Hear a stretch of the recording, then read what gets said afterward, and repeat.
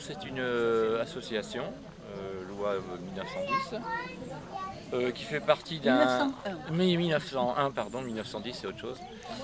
Qui fait partie d'un mouvement mondial, hein, dans le respect, qui prône la permaculture et qui prône le respect en général de tout ce qui est l'écologie. Oui, oui. Et c'est peut-être, je pense que c'est pour préparer l'après-pétrole, Voilà. c'est-à-dire apprendre à vivre sans pétrole. Je pense qu'au départ c'était ça. Mais, voilà. Et quelle est l'originalité de ce groupe à Salis? Qu'est-ce que vous privilégiez? Les langues, déjà. Oui. Déjà le respect de la culture. Et on prône aussi le respect de l'identité régionale à travers les plantes en leur donnant leur nom en béarnais, en latin et en français. Et la transmission aussi, on essaie de transmettre des semences, des graines qui sont locales. Et oui, voilà, le troc de plantes, c'est un petit peu cette façon. Oui. Est-ce que vous avez un exemple de plante qui avait pratiquement disparu dans le territoire de Salis et puis que vous avez ou que vous essayez de remettre en culture? Si, il y a une plante que nous aimerions bien retrouver, qui existe toujours, c'est l'anémone qui poussait dans les vignes. Il y a de très belles histoires sur cette anémone des vignes. Et elle existe, c'est une bulbeuse, c'est une anémone qui poussait dans les vignes, autrefois à Salis. Mais avec la motorisation de la culture de la vigne, cette plante a disparu. Elle existe, elle est encore dans certains jardins. Nous avons essayé de la mettre dans un bac là, mais elle a disparu. Et oui, ça ce serait bien de la retrouver, et de la remettre dans certaines vignes qui sont cultivées manuellement, pour ne pas que la plante s'abîme. Et aujourd'hui, donc, c'est un troc des plantes. Ce n'est pas le premier. Est-ce que c'est quelque chose qui a de plus en plus de succès? Aujourd'hui, il y a un beau succès. Bon, déjà, on a beaucoup plus communiqué. Les gens sont de plus en plus sensibles à ce genre d'événement. Bon, déjà, c'est très sympathique. Ensuite, il fait très beau aujourd'hui. Donc chacun est arrivé avec ses plantes, ses boutures, etc. On discute, on identifie les plantes, on se donne des idées, des projets, etc. Là aujourd'hui c'est un beau succès, oui. Ah oui. Et avec des plantes aussi originales, ouais, c'est vrai. Des personnes qu'on n'avait pas vues avant, qui sont venues pour la première fois. Oui. Des gens qui se sont inscrits aussi au mouvement et tout, une belle liste de gens intéressés. Oui. Donc c'est un vrai succès aujourd'hui, oui. Et vous, vous êtes un nouvel arrivant, qu'est-ce qui vous a amené ici? Moi je suis l'homme à tout faire ici, je suis le rescapé moi ici. Non, je me suis inscrit au troc des plantes au printemps dernier. Bon, disons que ça correspondait un peu déjà d'une part à mes idées et tout. Donc le mouvement était sympathique, ça me permet de promener mon chien aussi. Donc je viens ici avec beaucoup de plaisir. Bon, et quelles sont les perspectives de Salis en transition? Quels sont les projets dans l'immédiat? Notre jardin suspendu. Le jardin, oui. Le mur végétal. Le mur végétal, oui. L'autre jour, on parlait peut-être de faire un jardin potager ici, là. La municipalité doit mettre aussi des arbres au fond, là. Enfin, c'est bon, c'est dans le cadre de ce jardin, quoi. Donc petit à petit, ça s'agrandit, ça s'organise, c'est de plus en plus connu, c'est parfait, quoi. Oui. C'est bien, merci. Merci. De rien. Alors précédemment, on m'a dit qu'ici, il y avait à Salis en transition la volonté de conserver ou de retrouver d'anciennes espèces, par exemple l'anémone des vignes, voilà, et voudrait vraiment remettre au goût du jour cette plante. Ils ont beaucoup de difficultés. Comment vous, spécialistes, faites-vous quels sont les conseils que vous leur donnez et comment faites-vous pour justement retrouver ces espèces anciennes? Alors effectivement, moi j'interviens plus dans le domaine de l'arboriculture fruitière et je suis passionné de variétés anciennes et de formes anciennes d'arbres fruitiers. En œuvrant à travers des associations comme les croqueurs de pommes, comme les sociétés pomologiques, on contribue à sauvegarder un patrimoine très très riche de variétés. Et ceci est indispensable pour préparer l'avenir, en ce sens que, en se limitant à quelques variétés commerciales, on perd un patrimoine génétique, variétal, riche et source de plaisir aussi pour beaucoup de par la diversité des variétés. Et donc en œuvrant à ce niveau-là, on peut contribuer à conserver une biodiversité globale. Et pour ça, il existe des associations qui recensent des variétés anciennes et qui les diffusent, qui permettent l'échange.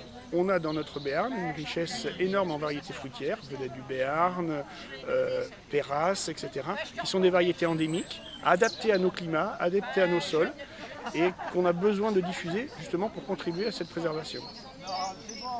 Est-ce que c'est pas un mouvement qui va contraire à ce mouvement, ce bulldozer mondial où justement on uniformise les cultures, etc. Alors voilà, effectivement on le subit aussi en arboriculture parce que pour des raisons de productivité, pour des raisons d'uniformisation, on nous a imposé depuis quelques décennies, notamment depuis les années 60, des variétés que tout le monde connaît aujourd'hui, les Pink Lady, les Royal Gala, les Golden. Je suis dans mon secteur, donc l'arboriculture, alors qu'on a encore dans nos contrées des richesses incroyables. Beaucoup de gens que je rencontre disent qu'ils connaissent à droite à gauche une variété de pommes ou un pommier ou un poirier où les pommes sont excellentes, où les poires sont excellents, les fruits sont excellents, mais ces fruits meurent, disparaissent avec aussi pas le désintérêt, mais le désintérêt, enfin volontaire, mais le désintérêt imposé par notre mode de civilisation du XXIe siècle, fin du XXe siècle, un petit peu trop urbanisé, où les gens se détachent un peu du vivant et du rural. Et donc ces variétés se meurent un petit peu dans nos campagnes, alors que c'était d'une richesse vraiment à tout point de vue. Donc il est très important de contribuer à cette sauvegarde de patrimoine, sachant que même aujourd'hui, malgré tout, je travaille aussi un petit peu avec l'INRA, les recherches sont effectuées sur ces variétés anciennes parce qu'on s'aperçoit qu'on peut y puiser des ressources après, au niveau de l'hybridation, pour obtenir des variétés nouvelles qui tiendraient compte des critères de ces anciennes variétés, au niveau de la résistance à des maladies, au niveau des qualités gustatives, au niveau aussi de l'ergonomie, puisque ça a son importance, alors qu'elles ont longtemps été négligées au profit de quelques variétés obtenues qu'on a essayé de développer en perdant tous ces caractères qui étaient très intéressants. La biodiversité, de toute façon, c'est une richesse, on peut y puiser tout un tas de ressources, et si on s'affranchit ou si on essaie d'occulter les origines en fait, de toutes ces sources de vie, eh bien, on perd un patrimoine qui était très très riche. Alors moi je vous dis que je connais une espèce très ancienne que vous ne connaissez pas. Quelle est votre démarche? Alors ma démarche, c'est d'essayer de voir un petit peu effectivement à quoi elle ressemble, déjà, d'aller sur site, voir à quoi ressemble, si c'est un arbre, donc à quoi il ressemble, essayer malgré tout de l'identifier ou de l'apparenter à des variétés connues, anciennes, parce que c'est souvent aussi un petit peu le pendant de cette diversité très généreuse, c'est que d'une région à l'autre, d'une commune à l'autre, on va avoir deux dénominations différentes pour la même variété. Sachant qu'à l'origine, et là ça a été découvert dans les années 30 dans les Balkans, on a retrouvé les pommiers originaux dont sont issues toutes les variétés connues sur la planète. C'est dans cette région que sont nés, il y a quelques millions d'années, les pommiers, et on en trouve leurs descendants originaux aujourd'hui. Ce sont des grands arbres magnifiques. Et alors ce qui intéresse beaucoup les chercheurs, c'est qu'ils sont indemnes de toute maladie. Voilà, un énorme travail de recherche dessus pour essayer de récupérer, on parle de génétique aujourd'hui, les éléments qui permettraient de créer des variétés plus commercialement intéressantes, mais qui seraient issues de ces variétés pour leurs propriétés résistantes. Et donc moi, une variété ancienne, je viendrai essayer donc de l'identifier, d'essayer de voir si je peux la rapprocher d'une famille connue, et surtout de la multiplier pour la sauvegarder, pour voir si effectivement, quels sont ses critères dans le développement, elle est résistante, elle est très bonne, c'est un fruit de conservation, mettons, ou c'est un fruit à couteau, ou c'est etc. Donc on va essayer de toute façon de la sauver, de la multiplier, pour après voir ce qu'on peut en faire et à quoi elle peut s'apparenter. Et vous avez un exemple d'une dernière expérience réussie dans ce domaine Alors, d'une expérience personnelle, moi j'essaie de multiplier, je ne suis pas de la région, mais une pomme qui était excellente dans ma région d'origine, qui s'appelle la belle-fille de l'Indre, qui est une petite pomme dont tous les que tous les paysans avaient avant dans leur exploitation. C'est une bonne pomme à couteau de longue conservation. Malheureusement, les paysans ont disparu, les exploitations se sont agrandies, les arbres étaient en voie de disparition. Donc effectivement, en multipliant ces variétés, en récupérant des greffons, on peut se permettre de sauver des variétés qui malheureusement sont très intéressantes mais ont tendance à disparaître parce qu'elles sombrent dans l'oubli. Alors à travers ces associations, comme ici on troque des plantes, nous en arboriculture on troque des greffons. On organise ce qu'on appelle des bourses greffons, qui sont des sites, des lieux d'échange où chacun amène un petit bout de branche d'une variété qu'il estime ou qu'il a dans son jardin et qu'il échange avec d'autres parce qu'il a entendu parler d'une variété. Et ce sont des moments très très riches comme ici et où on contribue justement à cette préservation de cette biodiversité dans ce domaine-là. Bon, ben, espérons que le combat sera gagné. Oui, merci. Merci. Bon, vous êtes à ce troc de plantes. Pourquoi venez-vous? Mais déjà pour offrir les plantes que nous avons, les faire connaître et puis aussi connaître celles des autres. L'important c'est de troquer, comme on dit, de façon à faire un partage dans la durée. C'est-à-dire semer c'est bien, perdurer et récolter et retransmettre derrière c'est mieux. Alors donc c'est sur la durée quoi. Et aujourd'hui par exemple, vous, qu'est-ce que vous avez apporté? Alors j'ai apporté le sarco-coca, des herbes goûteux, un peu de myosotis, des sols pour attacher les vignes, des graines de citrouille. Et qu'est-ce que vous avez découvert et que vous allez remporter chez vous dans le troc? Alors aujourd'hui j'ai opté ma reconnaissance et j'ai ciblé surtout sur des graines. D'accord. Voilà, sur des graines, quelques-uns en avaient amené, donc j'ai ciblé mon troc là-dessus. Mesdames, et vous, pourquoi êtes-vous venus au troc? Mais pareil, pour échanger aussi, pour partager les conseils avec les autres dames qui participent au troc. Et qu'est-ce que vous remportez du troc? Moi je remporte, je m'étais basée aussi fixée sur des arbres, des petits arbres fruitiers, là, un framboisier et quelques fleurs. Donc vous êtes venu avec une intention particulière? Ben oui, de trouver. On essaye de rechercher ce qu'on n'a pas chez nous et du coup pour essayer d'avoir des choses différentes. Et alors vous, qu'est-ce que vous remportez? Moi je remporte une petite plante carnivore que du coup j'avais essayé d'avoir et que j'ai jamais réussi. Et puis là en troquant ça permet de se dire bon on l'achète pas, on troque avec autre chose. Et du coup on se dit bon si vraiment on réussit pas, ça voilà, on essayera plus tard. Et vous, madame, vous êtes chargée là? C'est quelque chose que vous emportez? Oui. Alors qu'est-ce que c'est? Un palmier, et alors je ne me demandais pas le nom parce que je ne m'en souviens plus, évidemment. C'est un petit palmier, voilà, c'est une plante grasse qui fait une très jolie fleur, mais bon, je ne sais pas comment sera la fleur, ce sera la surprise. Est-ce que vous pensez que Salissant Transition est une bonne initiative? Oui. Très bonne. Très bonne, oui. Oui. Et je suppose que vous avez un jardin. Qu'est-ce que vous avez dans ce jardin? Et dans le jardin, par l'intermédiaire du troc également, j'obtiens des graines dans lesquelles après je les essaie et je fais pousser mes tomates dans mon potager. Cette année, j'ai planté 18 variétés différentes, quelques-unes qui sont courantes comme la cœur de bœuf, la russe, l'ananas, mais d'autres que j'ai découvert, une tomate poivron qui est vide à l'intérieur, par exemple, et qui sert à faire soit de tomates farcies ou de la tomate séchée. Pour la tomate séchée, ça marche très très bien, excellente. On les coupe en lamelles, vous mettez ça dans un bocal avec de l'huile d'olive, bien sûr, un peu de thym, vous refermez, vous renversez comme la confiture et vous conservez ça pendant 1 an. Voilà, entre autres. Après, j'ai aussi des tomates Valencia que j'avais connues dans un troc avec Nadine ici, là. C'est la jaune qui est bien charnue, qui est sucrée.